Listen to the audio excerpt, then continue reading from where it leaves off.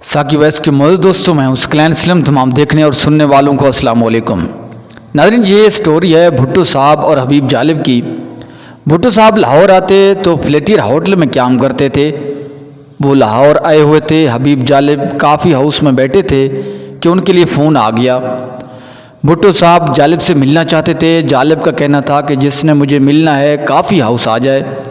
भुट्टो साहब हबीब जालिब से मिलने काफ़ी हाउस पहुँच गए। उस वक्त वहाँ नौजवान अदीब भी बैठे थे। नौजवान अदीब उनसे घुल मिल कर बातें करते रहे। भुट्टो जालिब से मुखातिब हुए, आप वो नज़म सुनाए जो आपने मेरे बारे में लिखी है।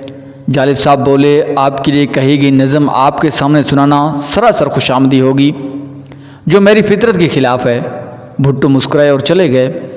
यह हकीकत है कि जब जुल्फ़िकार अली भुट्टो बरसर इक़्तिदार है तो फिर जालिब ने उनके ख़िलाफ़ नज़में लिखी। इस सिलसिले में हबीब जालिब से मैंने पूछा तो उनका जवाब था, असल में मैं डिक्टेटरशिप के ख़िलाफ़ हूँ। अयूब खान एक आमिर था, इसलिए मैंने उसके ख़िलाफ़ नज़में लिखी। भुट्टो जब अयूब खान के वज़ीर थे तो मेरी उनसे मुलाकात न थी।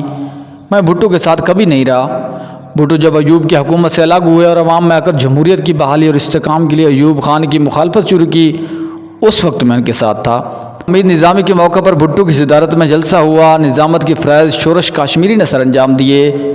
इस जलसे में हबीब जालिब ने एक नज़म पढ़ी जिस पर हुकूमत ने मुझ पर मुकदमा दर्ज करके जेल में डाल दिया। भुट्टो की फांसी पर हबीब जालिब ने बयान किया कि भुट्टो को फांसी नहीं दी जानी चाहिए थी। भुट्टो हमारा मुजरिम था, हम इसे आब हयात पिला देना चाहते थे। उससे कहना चाहते थे कि सिस्टम में अवाम के मसाइल हल करके दिखाओ, इस जागीरदाराना निज़ाम और फ़ौज के सामने अवाम के मसाइल हल करो।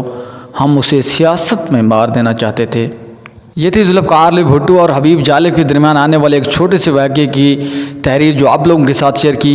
मज़ीद इस तरह की दिलचस्प वीडियो के लिए हमारे चैनल के साथ जुड़े रहिए। चैनल पर नए हैं तो चैनल को सब्सक्राइब करना ना भूलिएगा। जल्द मिलते हैं इस तरह की एक और इंटरेस्टिंग वीडियो में। तब तक के लिए आप अपना और अपनों का ढेर सारा ख्याल रखिएगा। अल्लाह हाफ़िज़।